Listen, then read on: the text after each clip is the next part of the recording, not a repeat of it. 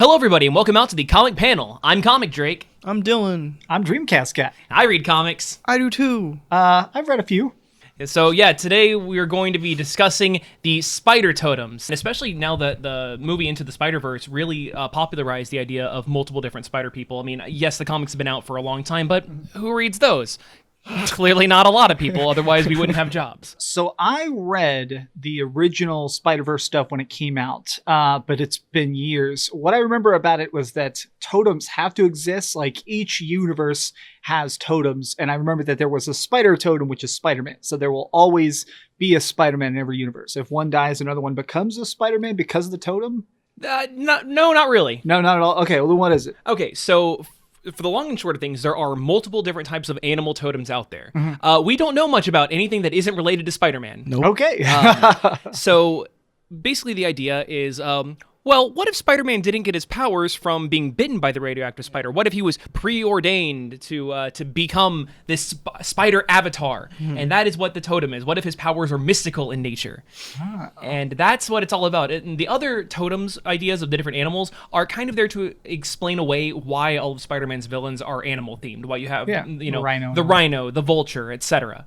But yeah, so Dylan, tell us about Ezekiel, where we first heard about this. The origins of this totem idea is actually pretty cool. Like I will say, and I'm sure you guys watching this know this, the idea of the totem is pretty heavily criticized as like a part of the Spider mythos. It's pretty weird, yeah.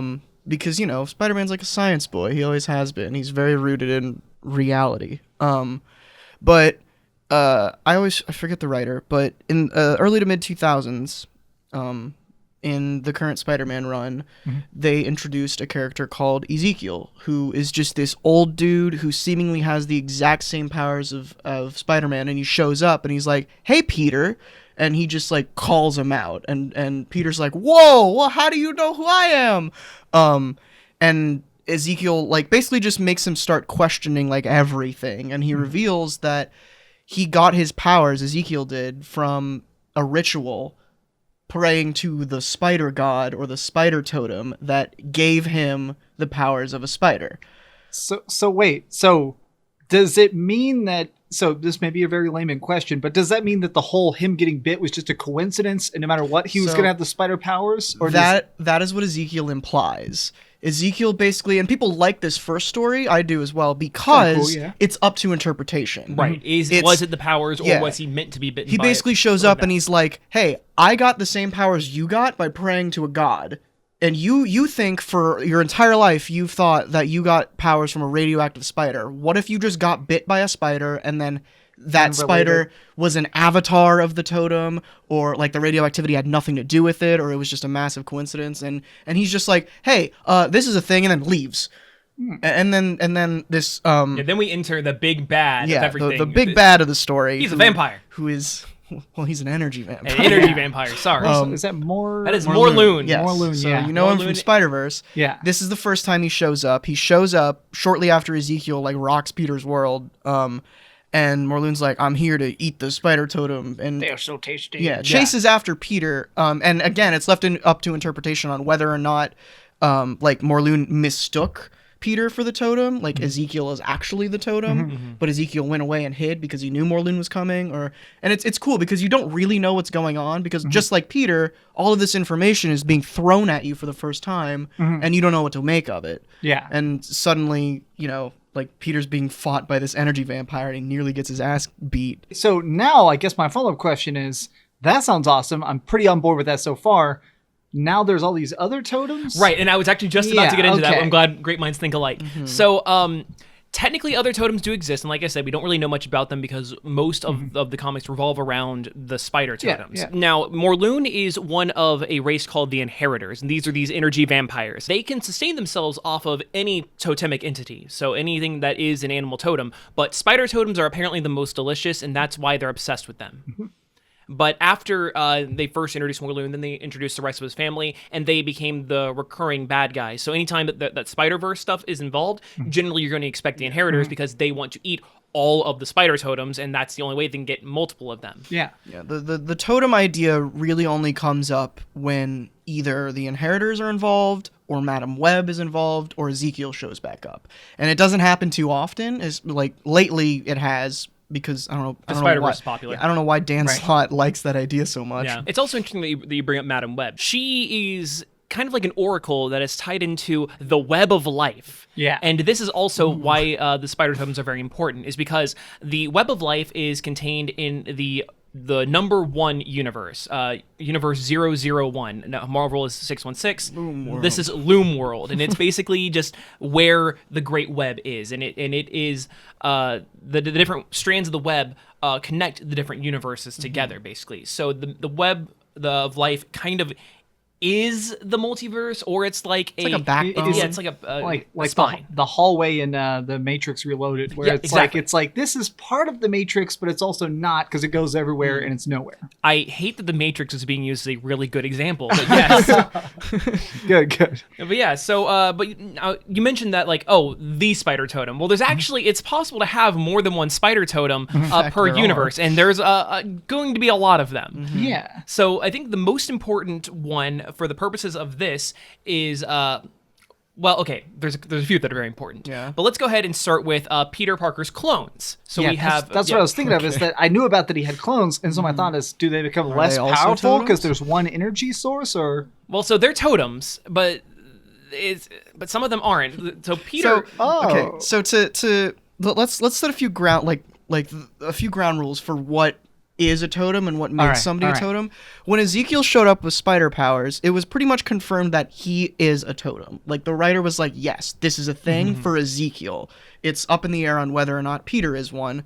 Since then, they've confirmed that he is. Definitely. But basically, the rule, in a meta sense, is that if there is a character that has powers very similar to Peter Parker and has the word spider in their name at any point, they're a totem. Because it doesn't... Even if that doesn't make any sense. Right. They're a totem. So, like... Which I'll get into. Oh, I know you'll get into it. So, some people are saying, like, well, are spider totems just any alternate universe Peter Parker? Well, that's not necessarily true, because Miles Morales is a spider totem. Yeah. And it gets really confusing. So, like, what powers do and do not? Like, do you have to have organic webs? Do you not? And there's also Peters that aren't Spider-Man. That aren't totems. Right, like Spider-Gwen is a spider totem, and she was introduced in Spider-Verse because she's a totemic entity. But yeah, then you have so Ben Reilly, the main clone of Peter Parker, and then their kind of rejected clone Payne. Peter was originally something called the Other, which is a very special spider totem, but then he's not the Other anymore. Okay, once we start getting into magic stuff, I'm really bad about it, but at the very least, for most of the Marvel Universe, as long as the Other has been a thing, Kane has been the avatar of the Other. He is a special spider totem, of which there are several. And I went on Wikipedia and I got a list of them beforehand. Oh, thank God. All right. So let me just tell you, there is the Great Weaver, who is the one that selects the people that are worthy of becoming avatars of the Great Totems, like the Other. So the main Great Weaver... what was his name? Karn. Karn, yes. Karn was the Great Weaver for a long time until one of Morloon's brothers became him at the end of Spider-Verse. No, that is Karn. Oh. That's what I'm talking about. The sorry. Great Weaver before... Okay, so... Was it just the Great Weaver? The Great Weaver before that was just a dude who was the Great Weaver. Like, you didn't... Okay. I don't think they ever gave him a backstory aside from he was the Great Weaver. The Inheritors are also interchangeable to me. I forget their names constantly. Yeah, I forgot. Other than Morloon, I forgot all their names, honestly. Karn was... Web lady. Do you remember in Spider-Verse there's a dude with, like... He looks like a Bioshock guy with, like, a pitchfork? That's Karn. At the end of that, he's like, I don't like my family. I want to help the Spider guys. So he replaces the Great Weaver. Because the Inheritors killed him. Yeah. Otto kills the Great Weaver. That's right, yes. Because by not having the Great Weaver there, they're not able to go between the different universes. Yeah. So they were hoping to cut off the Inheritors' way of killing people. It was a dumb idea. Yeah, he Doc Ock has some interesting ways of going about things. Because Doc Ock is a spider totem because he's sorta. He his head was in the body of one. And so it's complicated. And even though he had been out, he was not Peter Parker in the canon, they still brought him from the past or an alternate universe. It's not really... Oh, interesting. It's weird. I wonder if he's still a totem in his new body. Or, yeah, because it's a high... Because right now his current body is a clone mixture. But it's like a clone of a bunch of different things. It's like a petri dish guy. So sort of what you're telling me is that being a totem can give you powers, but you don't need to be a totem to have these exact powers. Welcome to how confusing it is. Yeah, basically. Because there are characters who are like... They're basically you are a totem once if you have spider powers and you're put into a book that deals with totems, you're a totem.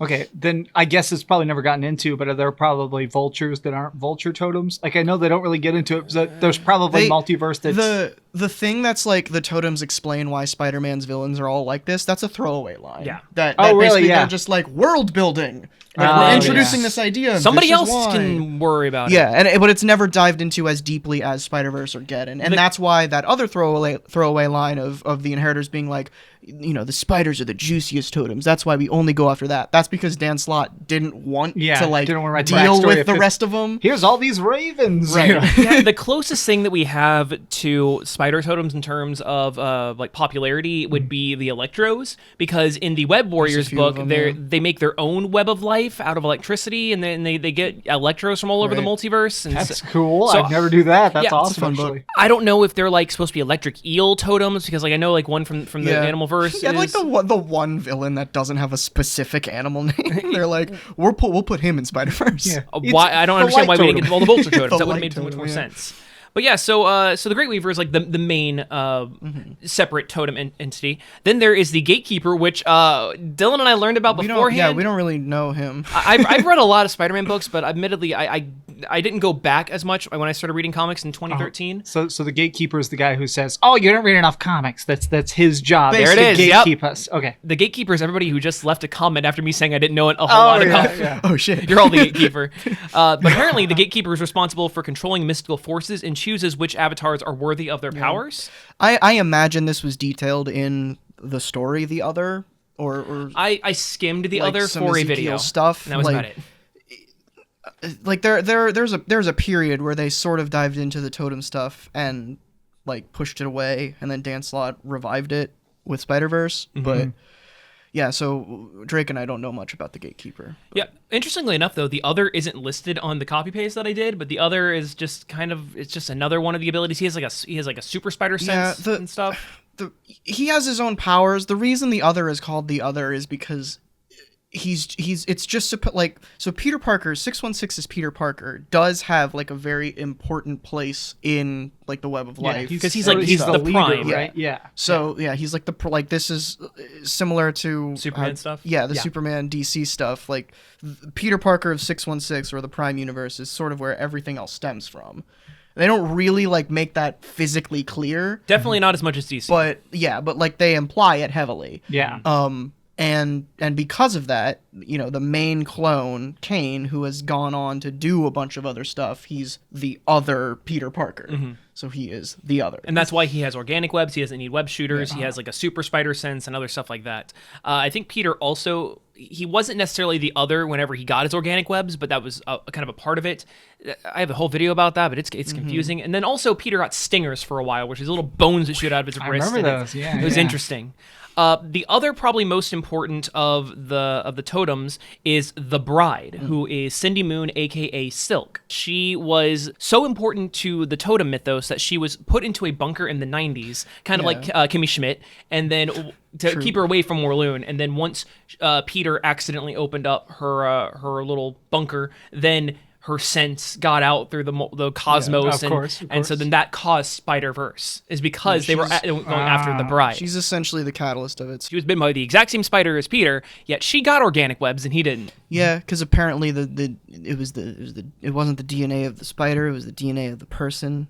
I remember that. I think I read that one specifically, and I remember it's a good book. At the time. Yeah, at the time, I absolutely loved it. I like when they did a little bit of rewrites there in the lore, the 90s and stuff, and just being like, all right, now we're just gonna flip that over. Now we're gonna get Silk this is flavor. A great character. Yeah, and she's heavily underutilized. I know there are more important totems like the Scion.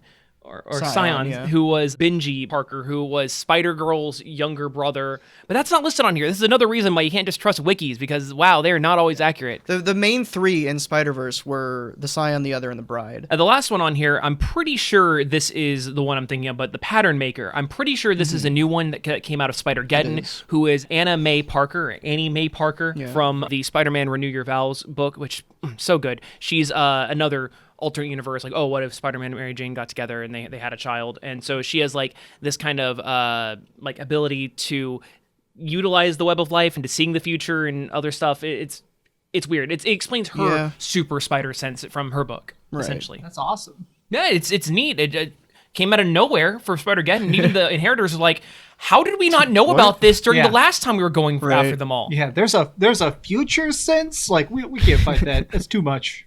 It's very true. Okay, we've been dancing around Spider-Verse this entire time. Let's actually get into it. Sure.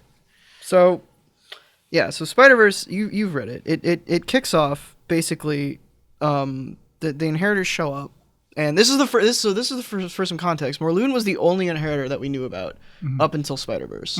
Spider-Verse is when basically they started being called Inheritors. The gang's all here now. Yeah, everyone's here. When they first opened up that portal and they showed everybody at once, it was kind of like, by the way, this dude's back and he's got friends. Yeah, he's got a family now. Yeah. And he's like the runt of the litter too. Yeah. Right. So not only is Morlun this like one of the strongest bad guys Peter Parker has ever faced, there's so many more that are much more powerful and way more sadistic. So Spider-Verse was like the biggest deal because every Spider-Man to have ever existed was here, and every Spider-Person was here. The ones from the old Sunday newspaper strip, here. The ones from Spider-Man and His Amazing Friends, killed off panel. The ones from the Hostess snack cakes ads in those books was here.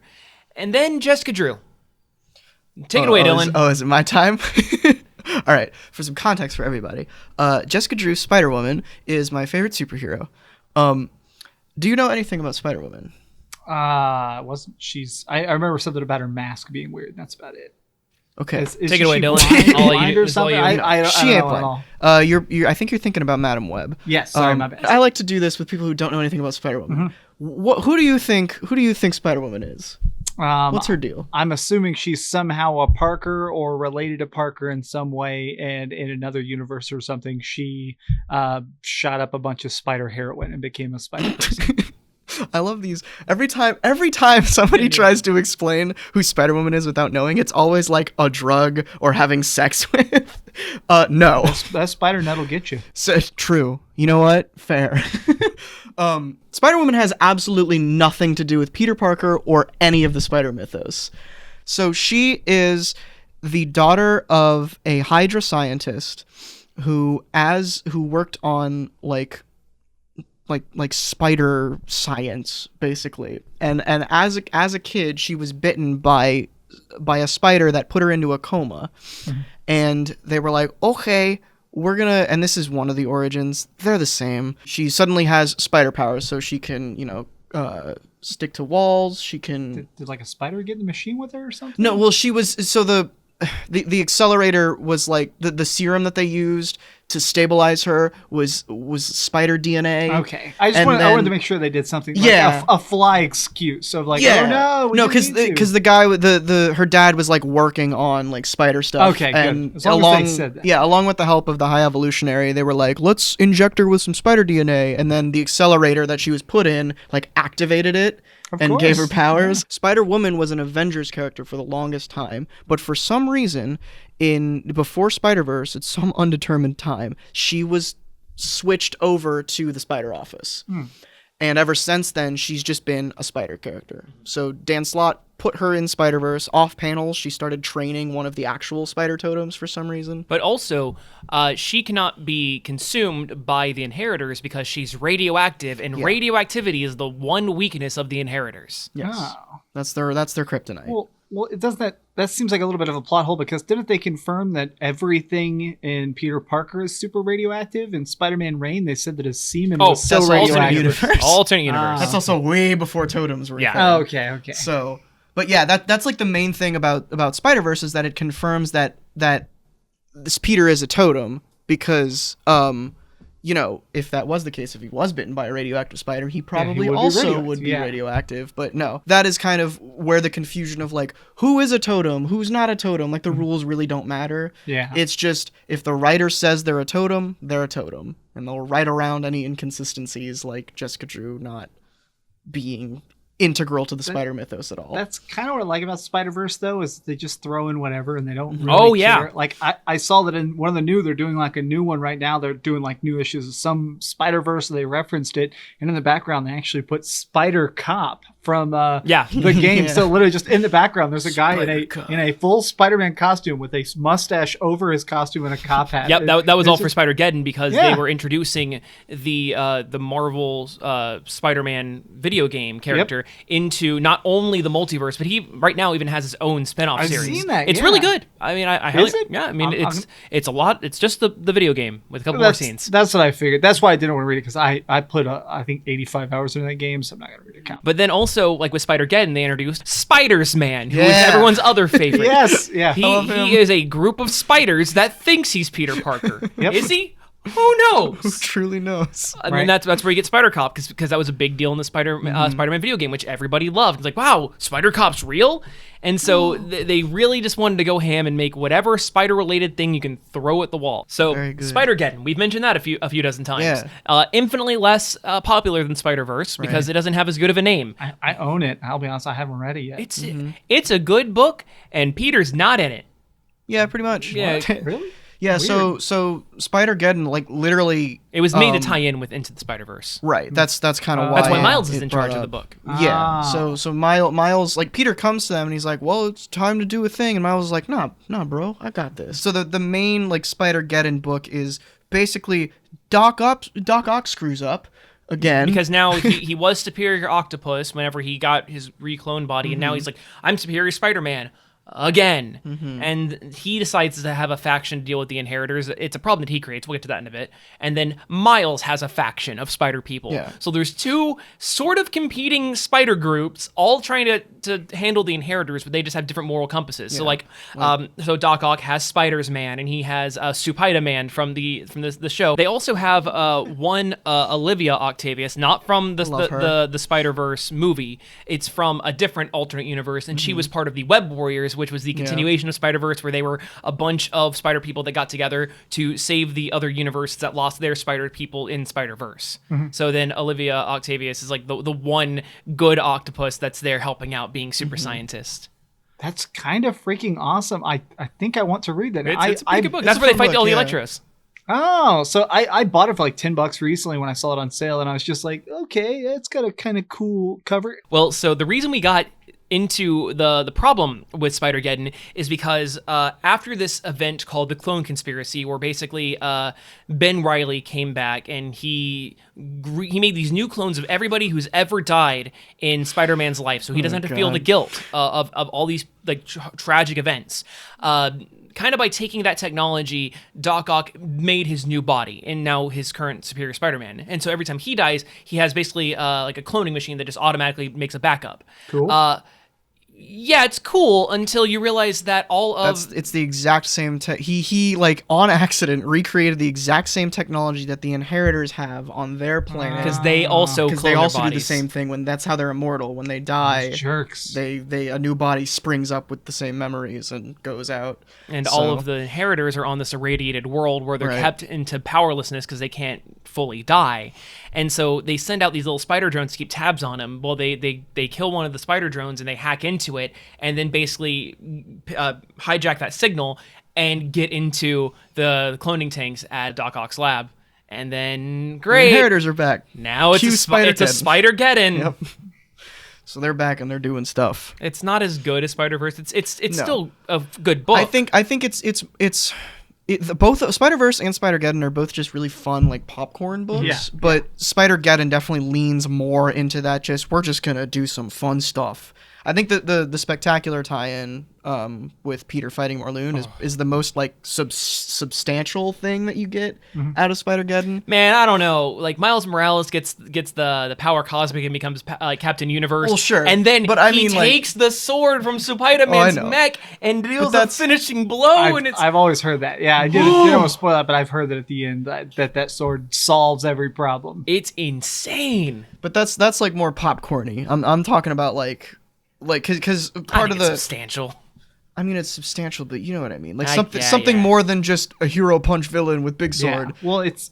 I've heard this quote before. I can't remember where it's at, but it says the best comic books are the ones where like the X-Men are sitting around at the mansion talking to each other. Oh yeah, It's like, that's the character. And I know a lot of these crossover events are not that. It's just like, Yeah. whoa, what if Just like, another let's just see spider this people happen. got decapitated? Yeah. Whoa. Yeah, you can definitely Which is- tell who reads comics and who doesn't based on which ones they like. If they like punch action, they probably don't read a lot of books because like it's where they just sit around talking or playing baseball in the X-Men's case. Yep. Those are always like, how many times are going to play baseball? A lot. Good sport. They do it a lot. It is. But like the ones where no action happens, it's all character driven. That's where comics really shine. Yeah. And those are the best parts of Spider-Geddon and Spider-Verse, in my opinion. Like the emotional connection between Spider-Gwen and Peter Parker. Right. Was that's so good. That's what, because there is that stuff in the main Spider-Verse book, but that's kind of gone. You remind me. That's so sad. Yeah. And they go to that so deep in the Spider-Gwen. Oh, I love it. In the but in Spider-Geddon, that's kind of just not there at all. It's not at all. But like the reason that I like the Spectacular Spider-Man tie-in is because that's kind of where it went, where throughout the 3 issues of Peter just fighting Morlun, he hasn't like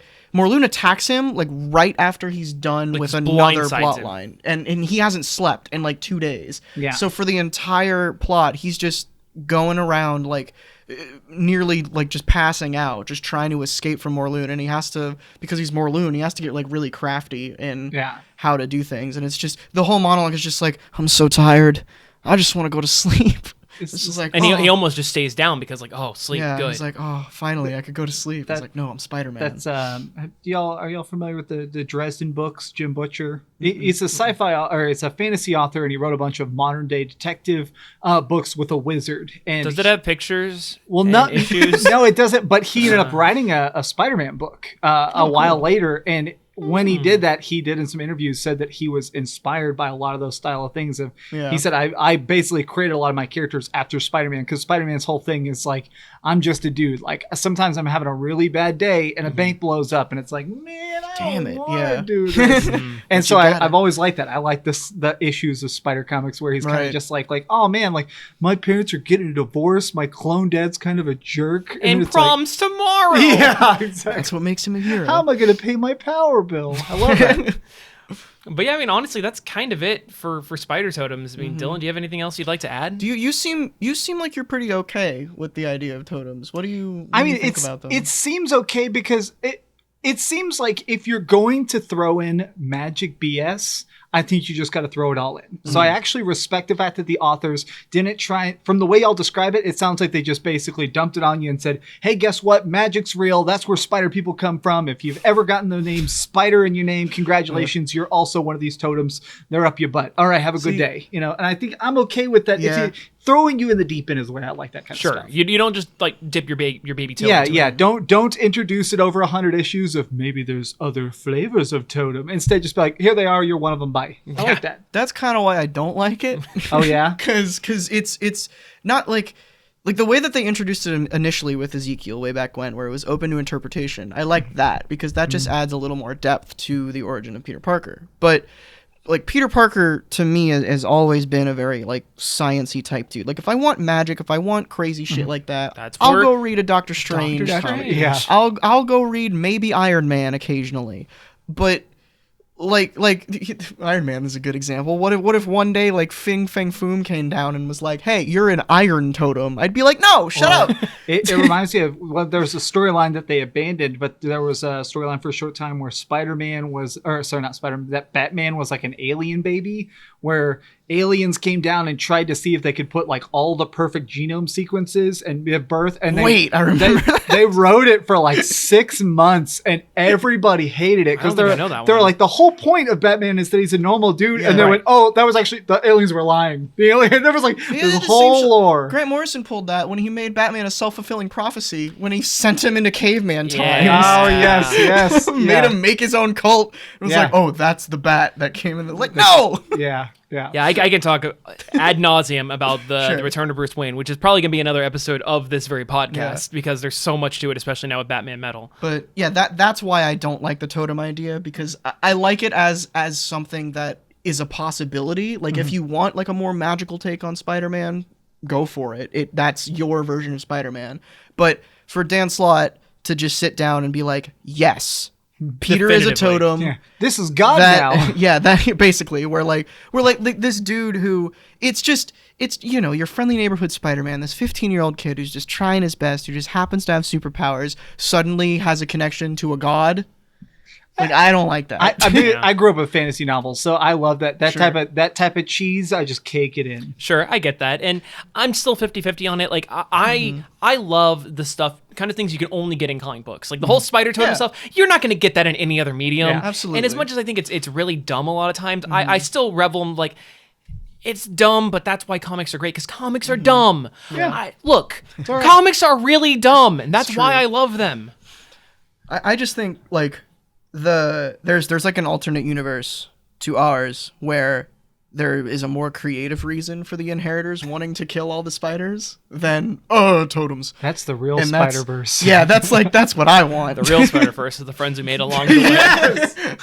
Yes, exactly. Brilliant. Thank you. But all right, I think that's a good note. That's it. That's cool. Well, hey, tell everybody about your deal. Who are you? Where can they find you? I'm youtube.com/dreamcastguy. I just do a lot of gaming videos, lots of like in-depth reviews and stuff. But honestly, this has been a blast. I'm really happy to be here. Thanks, guys. We would like to have you again sometime. Yeah, if that's all right. absolutely. If y'all end up doing that Bruce Wayne episode, because I recently read Batman Metal. So okay. So, but do you know anything about the Return to Bruce Wayne? I do, and I'll say I didn't like Batman Metal, so I'd like to talk about that with y'all, just because I know a lot of people love it, and I think I'm the one person who didn't care for it. So I'll talk about it with y'all sometime. Fair enough. All right, Orum's Corner. Orum's Corner. You want to hear me talk about Spider-Woman?